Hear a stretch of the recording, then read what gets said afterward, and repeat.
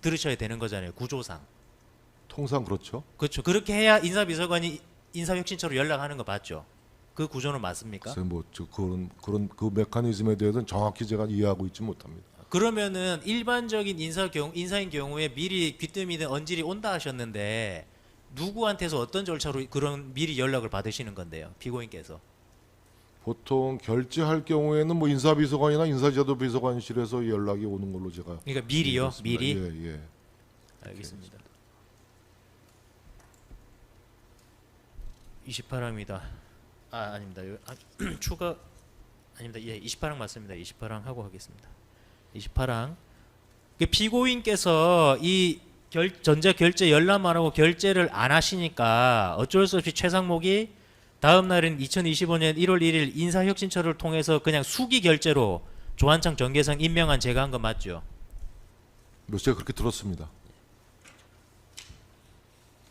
예, 전자정부법 제2조, 전자정부법 시행령 21조, 행정업무의 운영 및 혁신에 관한 규정 8조 9조 제시하겠습니다. 예, 전자정부법 제2조, 제26조도 있습니다. 행정기관 등이 작성하는 전사문서는 그 문서에 대하여 결제를 받음으로써 성립한다. 전자정부법 시행령 제21조, 중앙행정기관 등의 장이 발송하는 전자문서에는 기한자, 검토자, 협조자 및 결제권자의 직위 또는 직급과 성명 및 연락처를 분명하게 밝혀야 한다. 행정 업무의 운영 및 혁신에 관한 규정 제8조 제1항 문서의 기한은 전자문서라는 것을 원칙으로 한다. 제9조 1항 기한문은 결제권자의 결제를 받기 전에 보조기관 또는 보좌기관의 검토를 받아야 한다. 제3항 보조기관 또는 보좌기관이 제1항에 따라 기한문을 검토하는 경우에 그 내용과 다른 의견이 있으면 기한문을 직접 수정하거나 기한문 또는 별지에 그 의견을 표시하여야 한다 라고 기재되어 있어서 보좌기관이자 검토자인 피고인은 이 결제를 소위 뭉개는 게 아니라 문제가 있다 아니면 나에게 상황 파악을 해달라라는 식으로 별지에 그 의견을 표시했어야 되는 것 아닙니까? 모르겠습니다. 제가 저런 내용은 지금 처음 듣는 내용이라서. 예. 피고인은 최상목의 조한창 정계선의 임명을 저지해서 윤석열에 대한 탄핵 심판 절차의 지연 등 헌법재판 절차를 방해하려고 한 것이죠. 그렇지 않습니다. 피고인은 다음 날인 2025년 1월 1일 현충원 참배를 마친 후 바로 최상목에게 사의를 표시하였고 모든 대통령실 실장들과 수석들도 동반 사퇴하기로 했었죠. 그렇습니다. 당시 피고인이 사의를 표시한 이유는 최상목이 수기 재가를 통해서 조한창 정계선을 임명한 것에 대한 항의의 뜻이었죠. 그렇지 않습니다. 저는 그 모두 4차례의 일괄 사의를 대통령과 대통령 권한대행에게 표시했습니다. 처음은 계엄 직후에 윤석열 대통령에게, 그 다음에 한덕수 권한대행에게, 그 다음에 최상목 권한대행에게, 또다시 한덕수 권한대행에게 모두 4차례의 대통령실은 비서실장을 포함해서 일괄 사의를 표시한 바 있습니다. 그러면 이때 2025년 1월 1일은 어떤 이유로 일괄 사의를 표시하려고 준비하다가 공항 사고가 터져가지고 무한 공항 사고가 터져가지고 모든 역량이 거기에 집결함에 따라서 무책임하게 일괄 사의를 표시할 겨를이 없었습니다. 그 문제가 어느 정도 수습을 시키고 나서 사의를 표명하려고 했고, 현충원 때 모든 국무위원들과 비서진들이 함께 만났을 때, 그때 권한대행을 그 부임 이후에 처음 뵀을 때 제가 일괄 사의의 뜻을 표명한 것입니다. 근데 시점상 그 전날 있었던 일과 뭐 관련성이 있을 것 같은데. 뭐 그런 유사한 언론 보도도 제가 봤습니다만, 제가 어떠한 표현으로도 어떠한 액션으로도 그런 표시를 한 적은 없습니다. 뭐 속마음이 제가 그런 게 한 점에 있었을 수는 있겠습니다만은 제가 뭐 그것 때문에 뭐 감정적으로 다룰 일은 아니지 않습니까? 네, 알겠습니다. 네. 예, 여기 추가로 순번 155번 최상목 피의자 신문 조서 중 2106쪽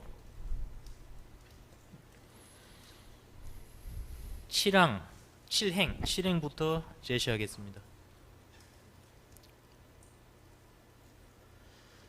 최상목 피의자 신문 조서입니다. 당시 질문입니다. 당시 피의자는 2명의 선출자를 임명한 것으로 대통령실, 일부 국무회의 관계자들, 국민의힘 관계자 등으로부터 강한 비난과 비판을 받은 것 같은데 맞나요? 이제 최상목 답입니다. 일부가 아니고 대통령실 고위 참모진은 그에 대한 항의의 표시로 전원 사의를 표시했고, 국무회의에서는 제가 미리 임명 여부를 고지 안 한 상태에서 일방적으로 발표를 해버렸더니 다수의 국무위원들이 반발하였습니다.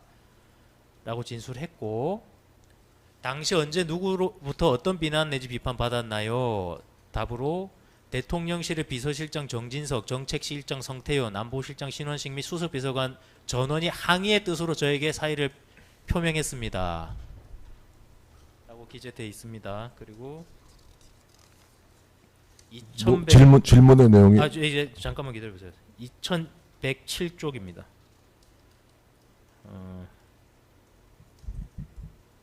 하나, 둘, 셋, 넷, 다섯, 여섯, 일곱, 11행부터입니다.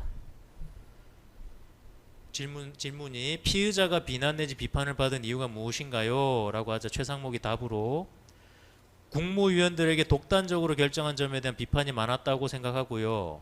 대통령실 참모진은 글쎄요, 그 사람들은 저의 결정이 대통령께 유리한 결정이 아니라고 생각했을 것이라고 생각합니다. 라고 지금 얘기했습니다. 지금 최상목은 조한창 정계선 임명한 것 때문에 항의의 뜻으로 대통령실 참모진이 일괄 사의 표명했다고 하는데 뭐가 맞습니까? 분명히 다시 한번 거듭 말씀드리지만 일괄 사의는 권한대행 체제에서 반복적으로 했던 그런 것이고요. 그 최상목 권한대행에 대해서 비서실 직원들이 어떤 감정을 갖고 있는지는 제가 설명드리기가 어렵습니다. 예, 34망입니다.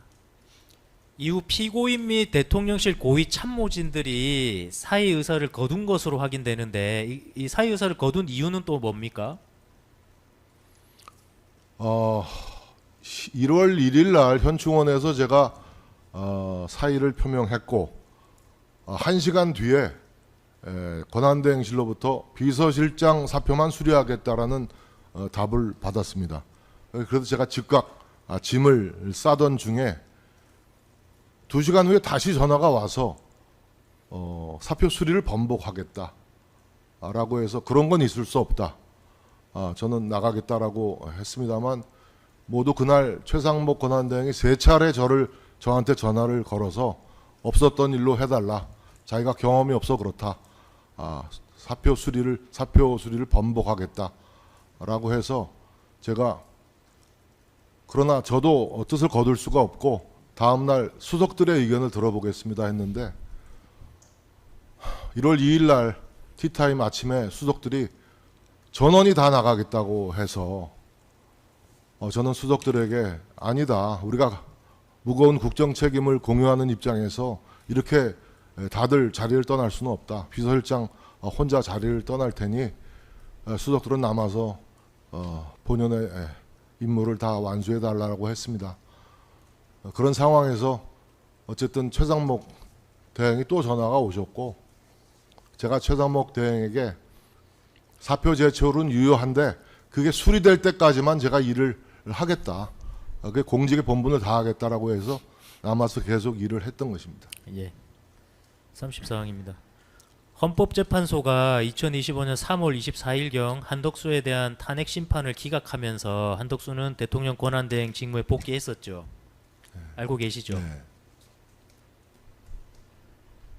헌법재판소가 최상목에 대한 권한쟁의 심판과 한덕수에 대한 탄핵 심판을 통해서 대통령 권한대행은 국회가 선출한 헌법재판관을 임명할 헌법 및 법률상의 구체적 자기 의무가 있다는 점을 확인했는데 피고인은 한덕수가 권한대행으로 복귀하고서도 즉시 마은혁을 헌법재판관으로 임명하지 않은 이유 알고 있으십니까? 저는 제가 생각해 보지 않았습니다. 한덕수가 권한대행으로 복귀한 이후에 즉시 마은혁을 헌법재판관으로 임명하지 않은 것과 관련해서 피고인이나 대통령이 그 사안에 관여한 것 있습니까? 뭐 모릅니다. 뭐 아는 사항이 없으세요? 관여한 사항이 없습니다. 논의하신 것 없습니까? 없습니다. 피고인은 대통령을 보좌하는 비서실장임에도 이러한 사항에 대해서 권한대행의 한덕수에게 헌법재판소 결정에 대한 검토, 그에 대한 조언 내지 자문, 뭐 따라야 하는지 여부 등에 대해서 보좌 업무를 하셔야 되는 것 아닙니까? 뭐 대통령 권한대행께서 저한테 뭐 의견을 뭐 물어보시면 저는 뭐 나름대로 의견을 개진했겠습니다만은 그럴 기회가 없었습니다. 조희대 대법원장이 제청하고 윤석열 대통령이 임명 동의안을 국회에 제출한 마용주 대법관 후보자에 대해서 2024년 12월 27일 국회에서 그 임명 동의안이 가결되었음에도 한덕수 및 최상목이 마용주를 대법관으로 임명하지 않은 이유 알고 있으세요? 대통령의 인사권에 대한 말씀을 지금 하시는 거 아닙니까? 대통령의 인사권이라는 것은 헌법이 부여한 포괄적인 대통령의 고유 권한이자 재량 행위입니다. 감히 대통령의 인사권에 대해서 아랫사람이 이렇게 가십시오 저렇게 가십시오 얘기하는 자체가 전 바람직하지 않다고 생각합니다. 대통령의 결심이 서실 때까지 지켜보는 것이 전 도리라고 생각합니다. 그러니까 지금 이 마용주 대법관 사안은 좀 특이한 게 윤석열 대통령이 임명하겠다고 임명 동의안을 국회에 제출했어요. 그 국회가 가결했고 괜찮다고 임명 동의한다고. 그러면은 한독수하고 최상목이 권한 대행이면은 비서실장으로서 피고인이 인사 책임자니까 윤석열 대통령이 계실 때 임명 동의안 제출했던 마용주 대법관 임명해야 된다고 건의하거나 뭐 이런 관련된 말씀을 하셔야 되는 거 대통령이 아닙니까? 뭐 깊은 뭐 고민이 있으실 거기 때문에 권한 대행이요? 지금 그러니까 권한 대행의 판단이 중요한 것이죠. 제가 뭐 이러쿵저러쿵 먼저 뭐 가볍게 얘기할 사항이 아니라고 생각합니다. 그럼 마용주가 최종적으로 이제 4월 8일에 임명은 됐는데 마용주 임명 여부에 대통령 비서실이 관여한 사항은 뭐가 있습니까? 없습니다. 저는 제가 아는 바가 없습니다. 전 법조인 인사에 일체 관여한 바가 없다고 모두에 말씀드렸습니다.